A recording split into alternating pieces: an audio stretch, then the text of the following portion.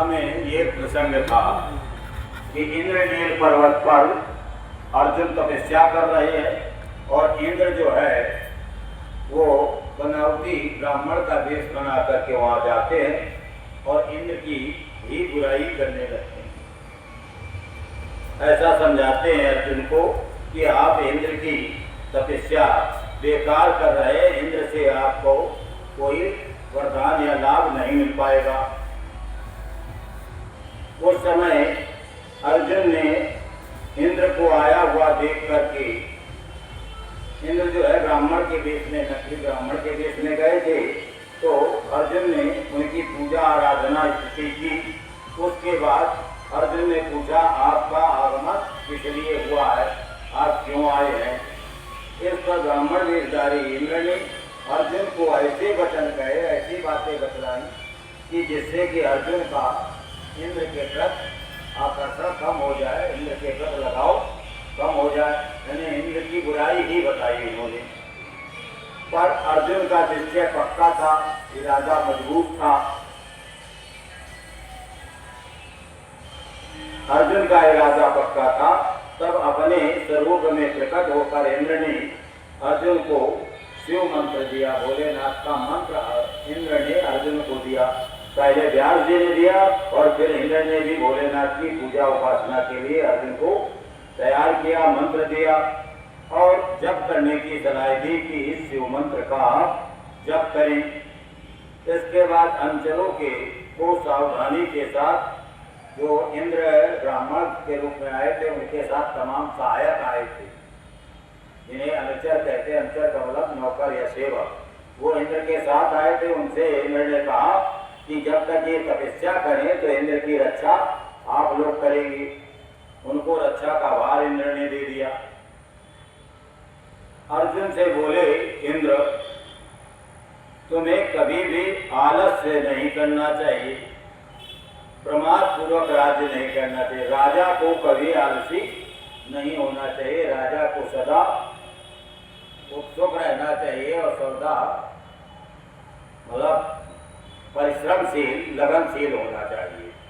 ऐसा इंद्र ने अर्जुन को शिक्षा दी कि अगर आप राजा बनते हैं कुरुक्षेत्र के, तो वहां पर इंद्रप्रस्थ के राजा बनने की उम्मीद है। अगर इंद्रप्रस्थ दिल्ली को कहते हैं, वहां के अगर राजा बनोगे ही तो आप जो है कभी आलस नहीं करना। तपस्या हो चाहे राजगद्दी हो, हर काम में आलस्य नहीं होना चाहिए, निष्ठा से काम करना चाहिए। परंतु ये विद्या तुम्हारे लिए श्रेष्ठ होगी। वास्तव में ये एक वाक्य ही कि आलस्य न करो, प्रमादा महापुर, ये एक वाक्य ही इतना बड़ा महत्वपूर्ण वाक्य है कि जीवन में अगर इस वाक्य को उतार लिया जाए तो बहुत बड़ी सफलताएं शिखर पे पहुंचाती रहेंगी। परंतु ये विद्या तुम्हारे लिए श्री शेखर यानी कल्याणकारी होगी। साधक को, साधना करने वाले को हमेशा धैर्य धारण किए रहना चाहिए। कई बार फल मिलने में देरी होती है, परिणाम में देर होती है, या कार्य जिस तेजी से आप चाहते हैं उस तेजी से नहीं हो पाता है, तो भी धैर्य धारण करके करते रहना चाहिए। रक्षक तो भगवान भोलेनाथ ही हैं। आप जब परिश्रम करेंगे तो भोलेनाथ उसका फल अवश्य देंगे, भले देर लगे। रक्षक तो भोलेनाथ ही है, भोलेनाथ रक्षा करते हैं और संपत्तियां और फल भोलेनाथ देते हैं। इसमें कोई भी संशय की गुंजाइश, भ्रम की, शंका की कोई गुंजाइश नहीं है, संदेह की गुंजाइश नहीं है। मुनि इस प्रकार अर्जुन को वरदान देकर राजा इंद्र, देवराज इंद्र शिव के चरणों में स्मरण करते हुए लौट गए। तब महावीर अर्जुन ने सुरेश्वर को, इंद्र को प्रणाम किया और फिर मन को वश में करके इंद्र के उपदेश के अनुसार तपस्या करने लगे। अब जब इंद्र के अनुसार तपस्या करने लगे तो अर्जुन ने स्नान तथा न्यास आदि करके भक्ति के साथ शिव जी का ध्यान किया।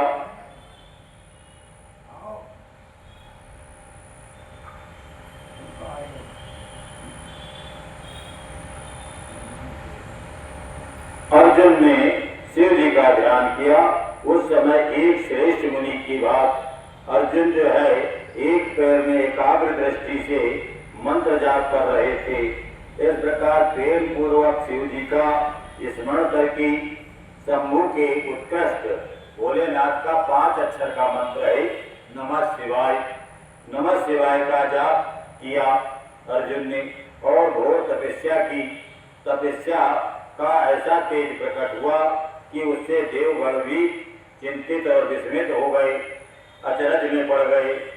शिव जी के पास गए और देवताओं ने सिफारिश की अर्जुन की कि अर्जुन ने इतनी घोर तपस्या की है, इसलिए क्योंकि अब अर्जुन की सिफारिश क्योंकि अर्जुन के पिता हैं इंद्र और इंद्र देवताओं के राजा हैं, और जब देवताओं के राजा है तो सभी देवता इंद्र के पक्ष में ही बोलेंगे, सभी देवता अर्जुन के पक्ष में बोलेंगे। सभी देवता अर्जुन के पक्ष में भोलेनाथ से सिफारिश लगाने पहुंच गए कि भोलेनाथ आपकी इसने तपस्या की है, इसलिए इसे विजय श्री और वरदान आप दें। जिससे देवता लोग विस्मित होकर के भोलेनाथ के पास समाहित चित्त से बोले। देवताओं ने कहा, हे सर्वेश सभी के ईश्वर भोलेनाथ, एक मनुष्य आपके लिए तपस्या में लगा है। प्रभु वह व्यक्ति जो कुछ चाहता है आप उसे क्यों नहीं देते हैं? आप उसे उसके अर्जुन के इच्छानुसार वरदान दीजिए। तब ऐसा कहकर देवताओं ने अनेक प्रकार से भोलेनाथ की स्तुति की। फिर देवताओं ने विनम्र भाव से उदार बुद्धि से भोलेनाथ से कहा और अपने चरणों की, और फिर भोलेनाथ के चरणों की ओर देवताओं ने अपनी दृष्टि को लगाया। तब उदार बुद्धि प्रसन्न आत्मा भोलेनाथ जी उस वचन को सुनकर हंस पड़े और भोलेनाथ ने कहा, तुम लोग अपने देवताओं अपने स्थान को लौटो, जो तुम लोग चाहते हो वो कार्य संपन्न होगा। भोलेनाथ ने देवताओं को और अर्जुन को आशीर्वाद दिया कि जैसा चाहते हैं देवता और अर्जुन वैसा ही होगा। भोलेनाथ के वचन सुनकर के देवताओं का निश्चय हो गया।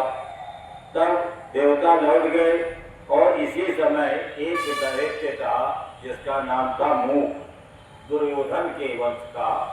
दुर्योधन जो था वो जैसे कंस ना दैत्यों को भेजता था मथुरा, ये सबको मालूम है, कन्हैया को मारने के लिए, ऐसे दुर्योधन अर्जुन को मारने के लिए दैत्यों को भेजते थे।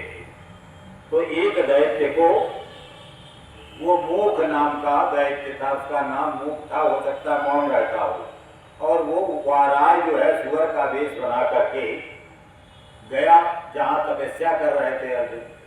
अर्जुन की तपस्या भंग करने के लिए दुर्योधन ने उस मूक नामक दैत्य को सुअर के वेश में भेजा।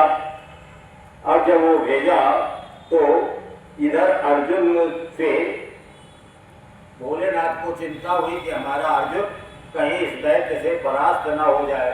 तो भोलेनाथ वो दैत्य के पीछे पीछे भोलेनाथ और आगे अर्जुन तपस्या कर रहे हैं। आगे अर्जुन ने एक बाण मारा उस दैत्य को, पहले भोलेनाथ ने बाण मारा पीछे से, तो वो बाण जो है उसके मुंह से निकल गया पूरा पेट को चीरते हुए। फिर अर्जुन ने एक बाण मारा तो वो उसके मुख से गया और बगल के पीठ से वो जमीन पर बाण चला गया और वो धराशायी हो गया दैत्य। इस तरह दैत्य का प्राणनाश हुआ। सूकर का रूप धारण करके वह दैत्य वहां आया था। वह दैत्य मायावी था, दुर्योधन ने अर्जुन के पास भेजा था। वह पर्वत शिखर को उखाड़ता हुआ, वृक्षों को रौंदता हुआ, छिन्न भिन्न करता हुआ, वृक्षों को तोड़ता हुआ, अनेक प्रकार के शब्द करता हुआ अर्जुन की ओर बढ़ा। अर्जुन की जब दृष्टि पड़ी तो मूक नामक असुर पर अर्जुन की दृष्टि पड़ी तो अर्जुन ने भोलेनाथ का स्मरण किया और अर्जुन विचार करने लगे कि ये कहाँ से आया, ये जो पेड़ों को तोड़ रहा है, पर्वतों को उखाड़ रहा है, जो भूकंप पैदा कर रहा है, जरूर न जरूर कोई अनिष्ट करने के लिए आ रहा है, इसमें शंका नहीं है।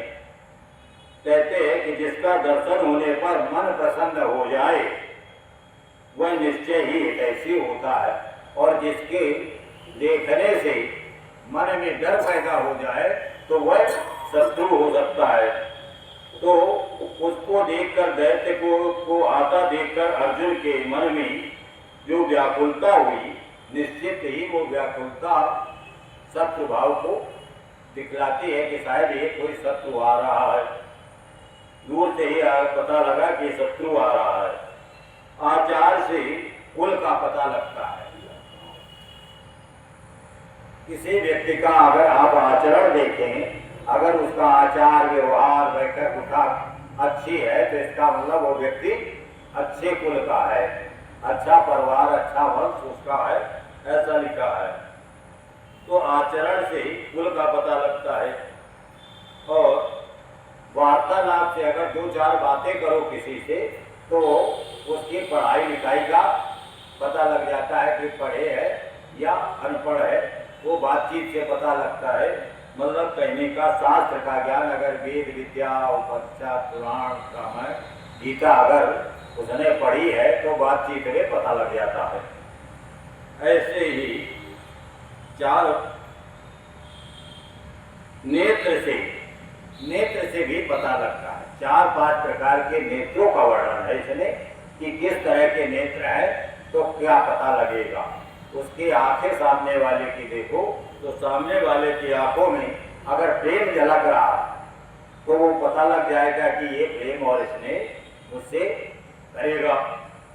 और मुख से भी पता लग जाता है और चेष्टा से पता लग जाता है, कैसे वो हाथ हिला रहा है, कैसे सिर झुका रहा है, उससे भी पता लगता है उसका भाव।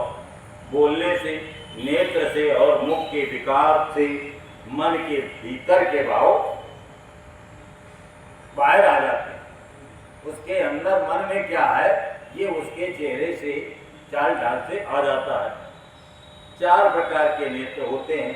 अगर किसी के उज्ज्वल नेत्र हैं और किसी के सरस नेत्र हो सकते हैं, किसी के नेत्र तिरछे और किसी के लाल हो सकते हैं। तो ये मित्र का सहयोग होने पर जब 2 मित्र मिलते हैं तो दोनों नेत्रों में उज्ज्वलता होती है। और अगर बेटा जब कहीं बाहर से आए घर, बेटे से माँ या पिता मिलता है तो एक सरसता, प्रेम उमड़ता है, तो वो नेत्रों की भाषा अलग होती है। ऐसे ही पुत्र दर्शन के समय सरसता, कामिनी से जब कोई मिलता है या पुरुष से जब मिलता है कोई, तो कामिनी के प्राप्त होने पर नेत्र तिरछे होते हैं, वक्र होते हैं। शत्रु के सामने होने पर नेत्र लाल हो जाते हैं। जब क्रोध होता है तो कहते आंखें लाल कर रहा है, तो लाल हो जाते हैं। इसे देखते ही सारी इंद्रियां कलुषित हो उठी। इंद्र ने जब उसको, दैत्य को देखा तो इंद्रियां कलुषित हो गई। अतः निसंदेह वो शत्रु है और मार डालने योग्य है। इधर गुरु की आज्ञा भी थी। व्यास जी ने पहले कह रखा था कि जो तुम्हें कष्ट देने के लिए आए तुम उसको विचार के, किसी प्रकार का विचार किए बिना उसे आप मार डालना।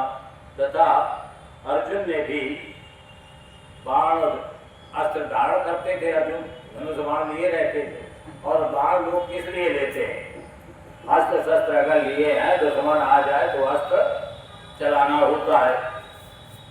तो जो तुम्हें कष्ट देने के लिए आए उसे बिना विचारे मार डालना। तथा मैंने इसलिए, अर्जुन ने इसलिए आयुध धारण किया है, धनुष बाण रखा है कि बाण का संधान करके डट करके दुश्मन के सामने खड़े हो जाएंगे। इसी बीच भगवान शंकर अर्जुन की रक्षा के लिए और भक्ति की परीक्षा और दैत्य दैत्य को नाश करने के लिए शीघ्र ही भोलेनाथ भी आ गए, क्योंकि भोलेनाथ का स्मरण किया उस दैत्य को देख करके, तो भोलेनाथ भी आ गए। भोलेनाथ दैत्य के पीछे और अर्जुन आगे, और उस दैत्य का नाश करने के लिए शीघ्र भोलेनाथ आए। उस समय उनके साथ गणों का समूह था, माने शिवगण भी साथ में थे भोलेनाथ के, और महान अद्भुत शिक्षित भील का रूप धारण किए हुए थे। भोलेनाथ ने भील का रूप धारण किया। भील का मतलब यहाँ पर तो आगे आता है कि वो किरात का रूप धारण किया। किरात और भील का मतलब शिकारी का रूप धारण किया, धनुष बाण लेकर आए भोलेनाथ। तो भोलेनाथ भी धनुष बाण लिए हैं और अर्जुन भी धनुष बाण लिए हैं, और उसको दैत्य को मारने के लिए दोनों तैयारी में हैं। भोलेनाथ ने कांच बांधी हुई थी, और कांच में कपड़ों के टुकड़े थे, कोई कपड़े थे, उन कपड़ों में एक ध्वजा, झंडा सा, पताका सा बांध रखा था, और श्वेत धारियां चमक रही थी उस कपड़े की या ध्वजा की। पीठ पर बाणों का एक तरकस कहते हैं जिसमें बाण रखे जाए, वो पीठ में लटकाए थे। स्वयं धनुष बाण धारण किए हुए भोलेनाथ आए। भोलेनाथ का गण, भोलेनाथ के जो शिवगण थे, उनका एक समूह यूथ माने जवान गण थे, यूथ थे, भी वैसे ही साज सज्जा से युक्त थे। उन्हें एक शिकारी नहीं था, जैसे शिकारी भोलेनाथ बन के आए थे वैसे उनके शिवगण भी शिकारी बन के आए थे, और अर्जुन को शिकारी के रूप में धनुष बाण रखते ही हैं। इस प्रकार शिव भीलराज बने हुए थे। वे सेनाध्यक्ष होकर तरह तरह के शब्द करते हुए भोलेनाथ आगे बढ़े। इतने में सुअर की गुर्राहट, उस दैत्य की गुर्राहट का शब्द दसों दिशाओं में गूंज उठा। उस शब्द से पर्वत आदि जितने जड़ पदार्थ थे, जड़ पदार्थ मतलब पर्वत और वृक्ष, ये जड़ पदार्थ कहे गए, वे जड़ पदार्थ झन्ना उठे उस आवाज से।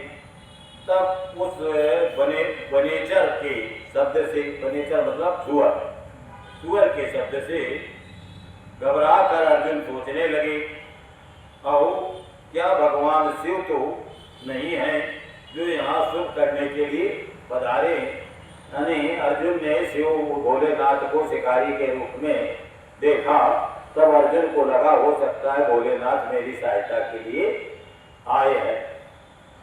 अर्जुन ने ऐसा आभास किया, ऐसा एहसास किया, क्योंकि अर्जुन ने पहले से ही ऐसा सुन रखा है कि पुनः कृष्ण और व्यास जी ने भी ऐसा कहा है। अर्जुन अर्जुन के मित्र कृष्ण थे कन्हैया, तो उन्होंने भी कह रखा था, और व्यास जी ने भी कह रखा था कि भोलेनाथ आपकी सहायता के लिए आएंगे। बाद में तो खैर अर्जुन और भोलेनाथ का युद्ध भी हुआ, तथा देवताओं ने बारंबार स्मरण करके घोषणा की कि शिव जी कल्याण करता और सुखदाता है, मुक्ति प्रदान करने के लिए मुक्तिदाता भी है शिव। उनका नाम स्मरण करने से निश्चय कल्याण होता है। जो लोग सर्वभाव से भोले का भजन करते हैं उनको दुख का दर्शन नहीं होता। यदि कदाचित कोई दुख आ जाए या कर्म जनित दुख, उसे समझना चाहिए कि हमारे कर्मों का फल है। तो बहुत की संख्या आशंका होने पर भी थोड़ा दुख होता है, अथवा विशेष रूप से प्रारब्ध का दोष, भाग्य का दोष मानना चाहिए दुख को, और वो दुख भोलेनाथ दूर कर देते हैं। वे विष को अमृत और अमृत को विष बना देते हैं। ऐसे जैसे इनकी इच्छा होती है वैसा भोलेनाथ करते हैं। भला समर्थ को कौन मना कर सकता है। यानी समर्थ का नहीं दोष गोसाई, भोलेनाथ सब कुछ देने में समर्थ हैं। प्राचीन भक्तों को भी ऐसी ही धारणा थी। भावी भक्तों को सदा इसी पर विचार करके मन को स्थिर, धैर्य पूर्वक मन को टिकाए के रखना चाहिए, मन को भागने नहीं देना चाहिए, चंचल नहीं होने देना चाहिए, लक्ष्मी रहे या जाए। मृत आंखों के सामने क्यों न उपस्थित हो जाए, लोग निंदा करें अथवा प्रशंसा करें, कोई तारीफ करे, परंतु शिव भक्ति से दुखों का विनाश होता ही है। शंकर अपने भक्तों को, चाहे वे पापी हो या पुण्यात्मा हो, ये भोलेनाथ की खासियत है कि पापी और पुण्यात्मा दोनों तरह के भक्तों को, दैत्यों को भी और देवताओं को भी, दोनों की रक्षा भोलेनाथ करते हैं, दोनों को सुख देते हैं। यदि कभी परीक्षा के लिए भक्त को कष्ट में डाल देते हैं तो अंत में भोलेनाथ का दयालु भाव, कृपाल भाव, करुणा भाव ये भी व्यक्त आता है सामने और वो सुखदाता हो जाते हैं। फिर तो भक्त उसी प्रकार निर्मल हो जाता है जैसे आग में तपाया हुआ सोना। अगर कभी दुख दे करके परीक्षा भी ली है भोलेनाथ ने, तो वो परीक्षा को ऐसा समझो कि हमको आग में तपा करके खड़ा सोना बनाया जा रहा है। इसी तरह की बातें पहले भी मुनियों के मुख से सुनी है अर्जुन ने। अतः शिव जी का भजन करके उत्तम सुख प्राप्त करूंगा, ऐसा अर्जुन ने भाव विचार किया। अर्जुन ऐसा विचार कर रहे थे, तभी बाण को लक्ष्यभूत करके वह सुअर वहां आ पहुंचा। अर्जुन के पास वह सुअर आ गया। उधर शिव जी भी सुअर के पीछे लगे हुए दिख पड़े। उस समय उन दोनों के बीच में वो सुअर अर्जुन और इधर भोलेनाथ, बीच में सुअर अद्भुत शिखर सा दिखाई पड़ रहा था, विशाल काया वाला था, बहुत बड़ा था, उसकी बड़ी महिमा भी कही गई है। तब भक्तवत्सल भगवान शंकर अर्जुन की रक्षा के लिए बड़े वेग से आगे बढ़े। इसी समय दोनों ने, अर्जुन ने और भोलेनाथ ने, उस सुअर पर बाण चलाया। शिव जी का बाण लक्ष्य करके उसके पूंछ की तरफ से शिव जी ने बाण चलाया और वो मुख की तरफ से वो बाण निकला। और अर्जुन ने मुख के रास्ते जो बाण चलाया, शिव जी का बाण पूंछ भाग से प्रवेश करके मुख के रास्ते से निकल गया और शीघ्र ही भूमि में वो बाण विलीन हो गया। तथा अर्जुन का बाण भी पिछले भाग से निकलकर बगल में ही गिर गया। तब वह सूकर रूपधारी दैत्य क्षण भर में गोविंदाय नमो नमः। उस समय देवताओं को आनंद हुआ, जय जयकार हुई, फूलों की वर्षा हुई, बारंबार स्तुति की देवताओं ने, अर्जुन की और भोलेनाथ की स्तुति देवताओं ने की। उस समय दोनों ने दैत्य के उस क्रूर रूप की ओर देखा। उसे देखकर भोलेनाथ का मन संतुष्ट हो गया और अर्जुन को महान सुख प्राप्त हुआ, यानी दैत्य के मरने से सुख की अनुभूति दोनों को हुई। इसके बाद अर्जुन मन ही मन विशेष सुख का अनुभव करते हुए अर्जुन ने कहा, अहो ये श्रेष्ठ दैत्य परम अद्भुत रूप धारण करके मारने के लिए आया था, परंतु भोलेनाथ ने रक्षा की है। निसंदेह परमेश्वर ने, भोलेनाथ ने ही आज इसे मारने के लिए मेरी बुद्धि को प्रेरित किया है। ऐसा विचार करके अर्जुन भोलेनाथ के नाम का, शिव नाम का कीर्तन करने लगे। बोलो ओम नमः शिवाय, ओम नमः शिवाय, नमः शिवाय, नमः शिवाय कीर्तन करने लगे अर्जुन। और बार बार उनके चरणों में प्रणाम करके, भोलेनाथ के चरणों में प्रणाम करके अर्जुन ने स्तुति की। महाज्ञानी शिव जी ने उस बाण को लाने के लिए तुरंत ही अपने सेवक को भेजा।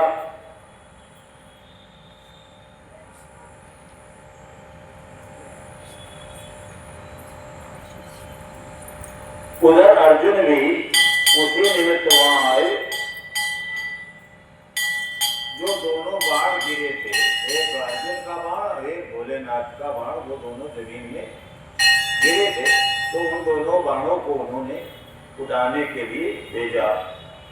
तो एक बाण को उठाने के लिए भोलेनाथ वाला बाण उठाने के लिए भोलेनाथ का अनुचर सेवक गण गया और अर्जुन का बाण उठाने के लिए अर्जुन ने प्रयास किया और अर्जुन दोनों बाण उठाने के लिए वहां पहुंचे। तब अर्जुन ने शिवगण को डरा धमकाकर अपना बाण उठा लिया। ये देखकर उस अनुचर ने कहा, जो शिवगण था, उसने कहा, हे ऋषि उत्तम, आप क्यों इस बाण को ले रहे हैं? ये हमारा सहायक है, इसे छोड़ दीजिए। अब बाण को लेकर लड़ाई हो गई कि शिवगण कहते हैं कि दोनों बाण हमें चाहिए और अर्जुन कहते हैं जो बाण हमने चलाया वो हमें वापस मिलना चाहिए। बेलराज के द्वारा अनुचर द्वारा यो कहे जाने पर अर्जुन ने शंकर जी का स्मरण किया। अर्जुन बोले, ये शिवगण, तू बड़ा मूर्ख है, तू बिना समझे बूझे भग रहा है। इस बाण को तो मैंने अभी अभी छोड़ा है, फिर ये तेरा कैसे हो गया? शिवगण ने सोचा कि शिव जी के बाण है दोनों। अर्जुन कहता है कि ये बाण तो मैंने छोड़ा है, ये मेरा बाण है। और शिव जी की, चूंकि वो भी भीड़ के वेश में थे, शिव वेश में नहीं थे, तो अर्जुन ये पहचान भी नहीं पाए थे। इसकी धारियों, इस बाण को अर्जुन कहते, इस बाण को मैंने छोड़ा है, ये तेरा कैसे है? इसकी धारियों तथा पिछों पर मेरा नाम अंकित है। उस बाण में अर्जुन का नाम अंकित है। ऐसा अर्जुन ने कहा कि मैंने जो बाण छोड़ा है उसमें मेरा नाम लिखा है, अगर उसको देख लो, अगर मेरा नाम लिखा हो तो मुझे दे दो। फिर ये तेरा कैसे हो गया? ठीक है, तेरा कुटिल स्वभाव छूटना कठिन है। अर्जुन का कथन सुनकर कि गणेश्वर को हंसी आ गई। तब वह ऋषि रूप में वर्तमान अर्जुन को उत्तर देते हुए बोला, रे तपस्वी, जान पड़ता है तू तपस्या नहीं कर रहा, केवल तेरा देश तपस्वी का है और तू कपट, तपस्वी लोग कपट नहीं करते हैं। भला जो मनुष्य तपस्या में लगा है वह कैसे मिथ्या भाषण करेगा एवं कैसे छल करेगा? अरे तू मुझे अकेला मत समझ, मेरे साथ तुझे ज्ञात होना चाहिए कि मैं एक सेना का राजा हूँ, यानी वो गणों का राजा था। हमारे स्वामी बहुत से वीरों के साथ वहाँ बैठे हैं, वे विग्रह तथा अनुग्रह करने में समर्थ हैं। यानी विग्रह का मतलब नष्ट भ्रष्ट करना, बिगाड़ना, और अनुग्रह का मतलब कृपा। कृपा और कृपा का उल्टा विग्रह। तो विग्रह अनुग्रह करने में हमारे गण, हमारे राजा समर्थ हैं। ये बाण जिसे तूने अभी उठा लिया है ये उन्हीं का है। ये बाण कभी तेरे पास टिक नहीं सकेगा। तपस्वी, तू क्यों अपनी तपस्या का फल नष्ट करना चाहता है? मैंने तो ऐसा सुन रखा है कि चोरी करने से, छल पूर्वक कष्ट पहुंचाने से, विस्मय करने से या सत्य का त्याग करने से प्राणी की तपस्या क्षीण हो जाती है। ये बिल्कुल सत्य है। ठीक है, मच्छर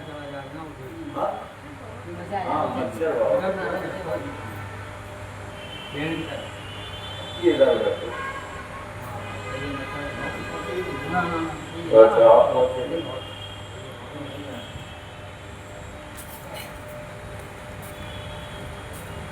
ऐसी दशा में तपस्या का फल कैसे प्राप्त होगा? वो भील कहता है, भील का नौकर शिवगण, कि ये आपका बाण नहीं है, वो आप अपना बाण कह रहे हैं। अगर आप झूठ बोलेंगे तो झूठ बोलोगे तो तपस्या का फल कमजोर पड़ जाएगा। तपस्या का फल सत्य भाषण में होता है। ऐसे दशा में तपस्या का फल कैसे मिलेगा? बाण को ले लेने से तू अपने तप से गिर जाएगा और कृतज्ञ हो जाएगा, क्योंकि निश्चय ही ये मेरे स्वामी का बाण है। तेरी रक्षा के लिए उन्होंने बाण छोड़ा था। इस बाण से तू उन्होंने इस बाण से तो उन्होंने शत्रु को मार ही डाला और फिर बाण को भी सुरक्षित रखा। तू तो महान कृतज्ञ और तपस्या में अमंगल करने वाला है। जब तू सत्य नहीं बोल रहा है तब फिर इस तप से सिद्धि की अभिलाषा कैसे करता है। ऐसे ही वाद विवाद चलता रहा और उसने कहा तू जो उपकार का परित्याग करके अपकार करना चाहता है अभी अभी कर रहा है।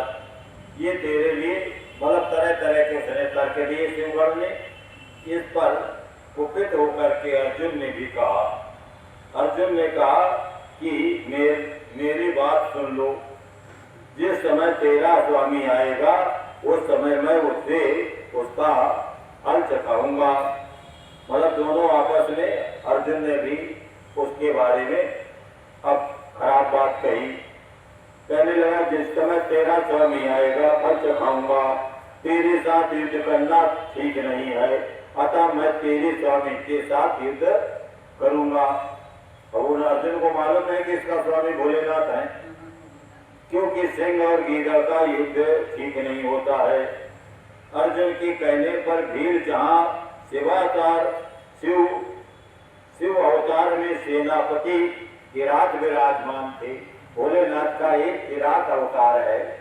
जब भीड़ का रूप शिकारी का रूप धारण किया भोलेनाथ ने तब अर्जुन शिवगढ़ जो है अर्जुन से ऐसे बहस करता रहा उस बाण को लेकर। ये बाण ही युद्ध का कारण बन गया और अर्जुन और भोलेनाथ का युद्ध हुआ। तो अर्जुन के कहने पर भीड़ जहाँ भोलेनाथ किरात के रूप में विद्यमान थे वहाँ गया और भीलराज से अर्जुन का सारा वचन विस्तार पूर्वक बताया। भोलेनाथ से उस शिवगढ़ ने वो बातें बताई। उसके बाद सुनकर कि किरातेश्वर को महान हर्ष हुआ। तब भीड़ रूपधारी भगवान शंकर अपनी सेना के साथ वहां गए और उधर पांडु पुत्र अर्जुन ने भी किरात की उस सेना को देखा। तब वे भी धनुष बाण लेकर के सामने आकर के डट गए। तदनंतर किरात ने पुनः दूत भेजा, माने भोलेनाथ ने दोबारा शिव दूत भेजा और उसके साथ भरतवंशी अर्जुन से कहलवाया। किरात ने कहा तनिक इस सेना को देख लो, हमारी सेना को, हमारी सेना विशाल है, आप जीत नहीं पाओगे। अरे अब तुम बाण छोड़ करके जल्दी भाग जाओ, क्यों तुम इस समय सामान्य काम के लिए प्राण गंवाना चाहते हो एक छोटे से बाण के लिए।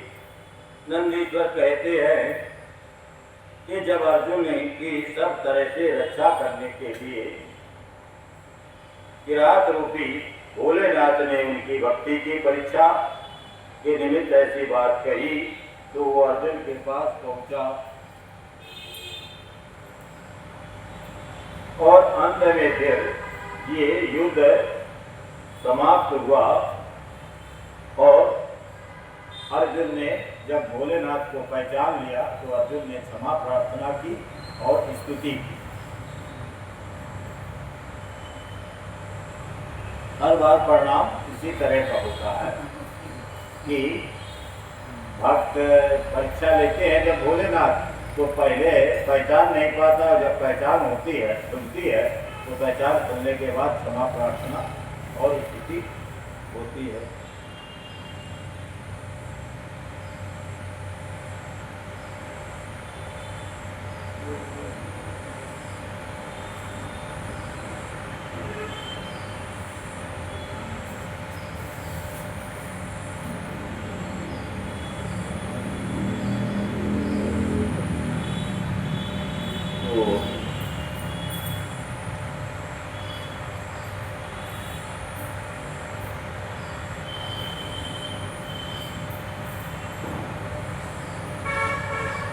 फिर इस प्रकार गणों के साथ भोलेनाथ के साथ अर्जुन का घोर युद्ध हुआ। अंत में अर्जुन ने शिव जी के चरण कमल का ध्यान किया। उनका ध्यान करने से अर्जुन का बल बढ़ गया। तब वे शंकर जी के दोनों पैर पकड़ करके घूमने लगे। उस समय महादेव जी हंस रहे थे और भक्त के पराधीन होने के कारण भगवान तो भक्तों के वश में होते हैं। अच्छा,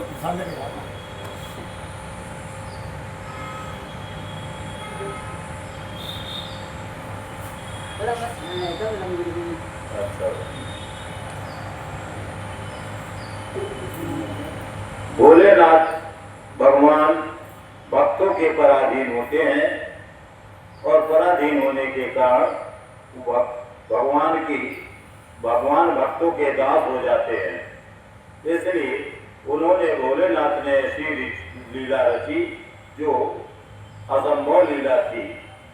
इसके बाद भोलेनाथ ने भक्त के वश में होकर के मुस्कुरा कर वहीं अपना अद्भुत रूप प्रकट किया।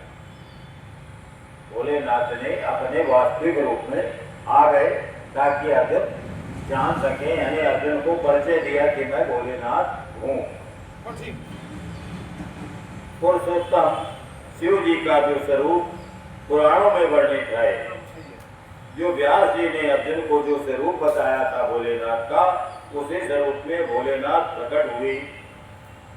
जिस सर्व सिद्धिदाता रूप का उपदेश दिया था व्यास जी ने, शिव जी ने वही रूप दिखाया। जब ध्यान द्वारा प्राप्त होने वाले शिव जी के सुंदर रूप को देख करके अर्जुन को विस्मय हुआ और लज्जित होकर के अर्जुन पश्चाताप करने लगे। अगर पहले जान जाते तो काहे को इतने करते, ये तो कर लिया और उसके बाद भोलेनाथ प्रकट हुए, तब अर्जुन लज्जित हुए, पश्चाताप करने लगे। और जिनके मैंने प्रमुख रूप से वर्णन किया है, वित्तलोकी के ईश्वर कल्याणकर्ता शिव स्वयं ही है। हाय, इस समय मैंने ये क्या कर डाला। भगवान शिव की माया बड़ी बलवती है, बड़े बड़े मायावियों को भी मोह में डाल देती है। फिर अर्जुन की क्या विशाल, बड़े बड़े मायावी भोलेनाथ की माया के आगे फेल हो जाते हैं। उन्हीं प्रभु ने अपने रूप को छिपा करके ये लीला रची है। इस समय अर्जुन तो उनके द्वारा छला गया।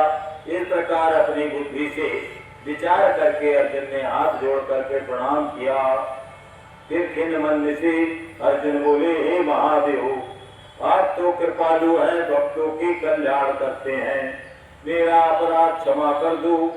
इस समय आपने अपने रूप को छिपाकर ये कौन सा खेल किया है। आपने तो मुझे छल लिया। प्रभु, आप स्वामी के साथ युद्ध करने वाले मुझको धिक्कार है। इस प्रकार अर्जुन को पश्चाताप हुआ। शीघ्र ही शंकर जी के चरणों में लेट करके अर्जुन चरणों में लेट गए और ऐसा देख करके भक्त वत्सल भोलेनाथ का चित्त प्रसन्न हुआ। तब भोलेनाथ ने कहा, पार्थ अर्जुन, तुम तो मेरे परम भक्त हो, अतः खेद न करो। ये तो मैंने तुम्हारी परीक्षा लेने के लिए किया था। ऐसी लीला रची थी, इसलिए तुम शोक त्याग दो। भगवान शिव ने दोनों हाथों से अर्जुन को उठा लिया, चरणों में गिरे हुए अर्जुन को उठाया और अपने गणों के समक्ष उनकी लाज का निवारण किया। फिर भक्त वत्सल भगवान भोलेनाथ ने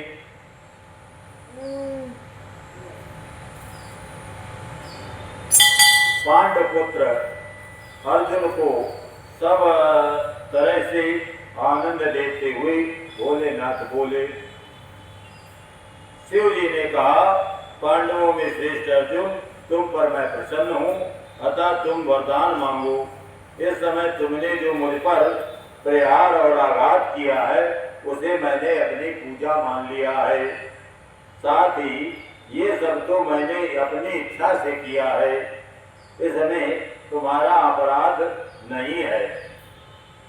अतः तुम्हारी जो लालसा हो वो मांगो, क्योंकि मेरे पास कोई वस्तु ऐसी नहीं है जो ना दे सकूं। ये जो कुछ हुआ है, ये शत्रुओं में तुम्हारे यश और राज्य को स्थापना करने के लिए अच्छा ही हुआ है। तुम्हें इसका दुख नहीं मानना चाहिए।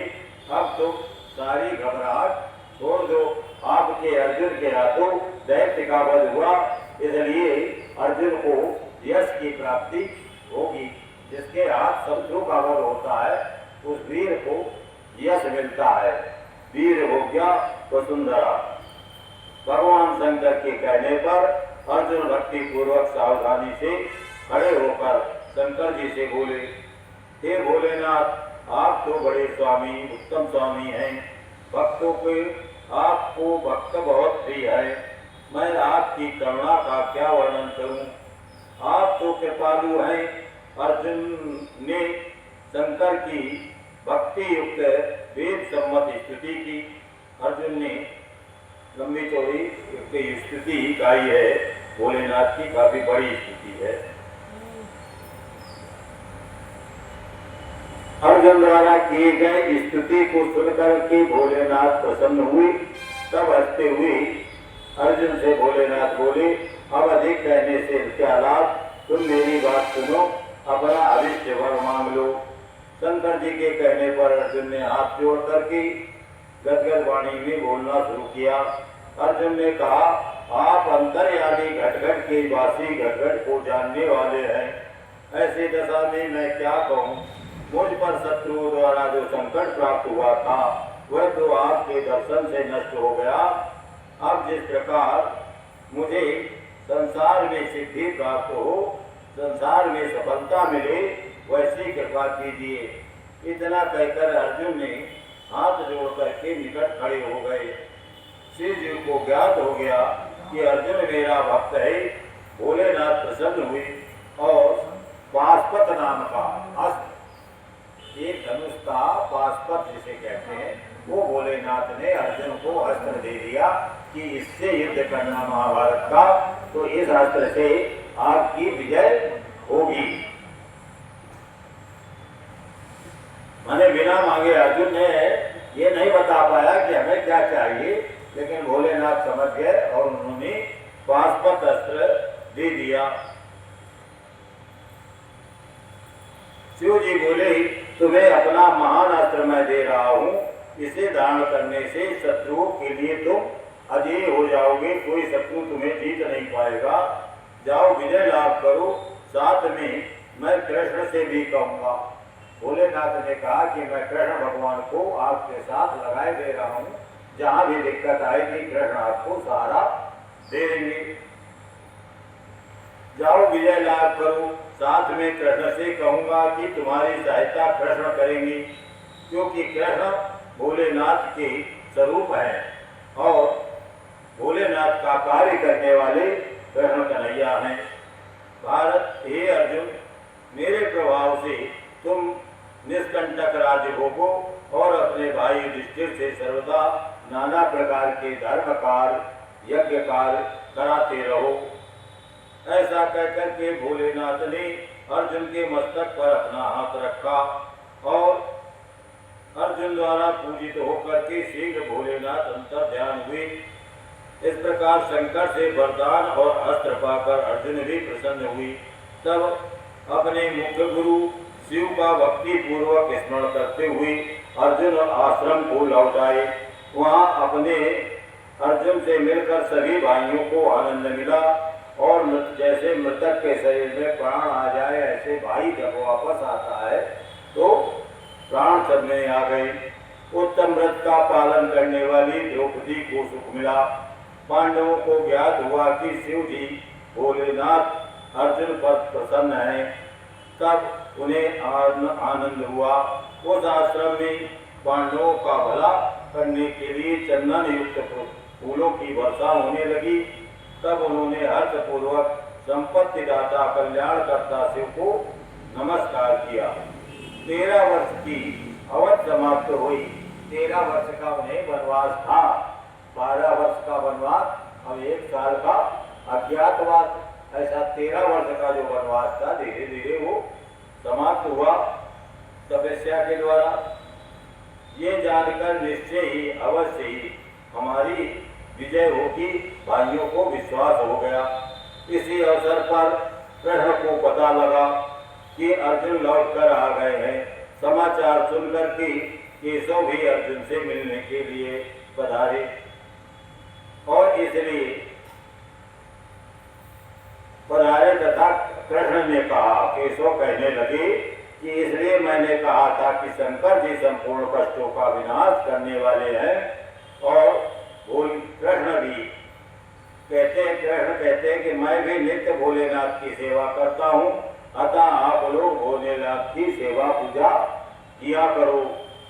इस प्रकार शंकर जी के किरात नामक अवतार का ये वर्णन हुआ।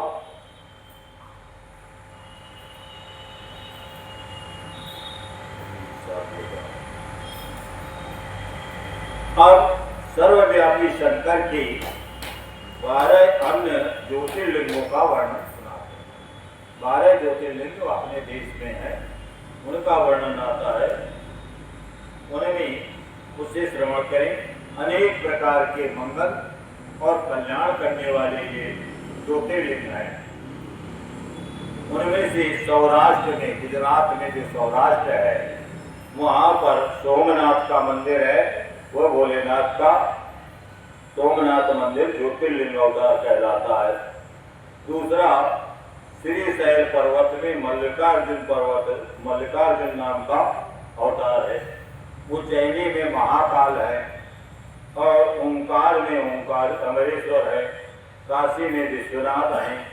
गौतमी के तट पर त्र्यंबकेश्वर का मंदिर है। चिताभूमि में वैद्यनाथ का मंदिर है। दारुभवन में नागेश्वर का मंदिर है। सेतुबंध में रामेश्वर और शिवालय में घुसनेश्वर। इस तरह से 12 ज्योतिर्लिंग देश में हैं। परमात्मा भोले के ये 12 अवतार हैं।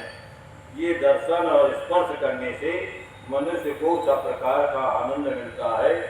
पहला अवतार सोमनाथ का है। ये चंद्रमा के दुख का विनाश करने वाला है।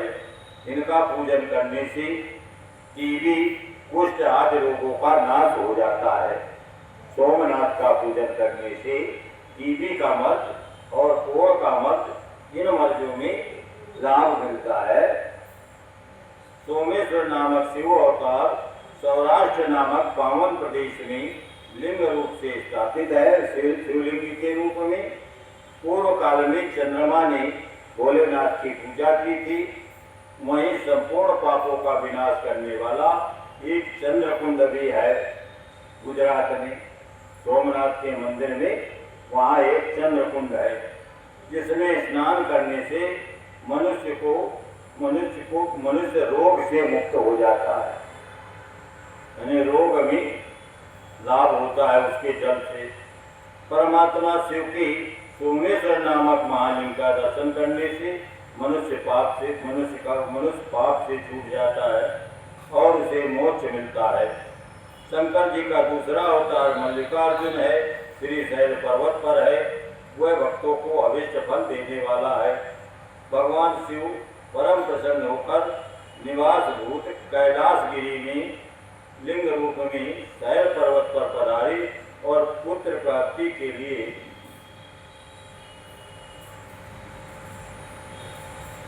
वहाँ शैल पर्वत पर दूसरा ज्योतिर्लिंग है। वह दर्शन और पूजन करने से सुख प्राप्त होता है, इसमें संशय नहीं है। शंकर जी का एक अवतार महाकाल है। महाकाल तीसरा अवतार है जो उज्जैनी में है और वो भक्तों की रक्षा करने वाला है। रत्नमाल निवासी दूसर नामक एक दैत्य। महाकाल का अवतार कैसे हुआ है? अपलोड नहीं हो रहा है, उसमें व्हाट्सएप वगैरह भी नहीं है।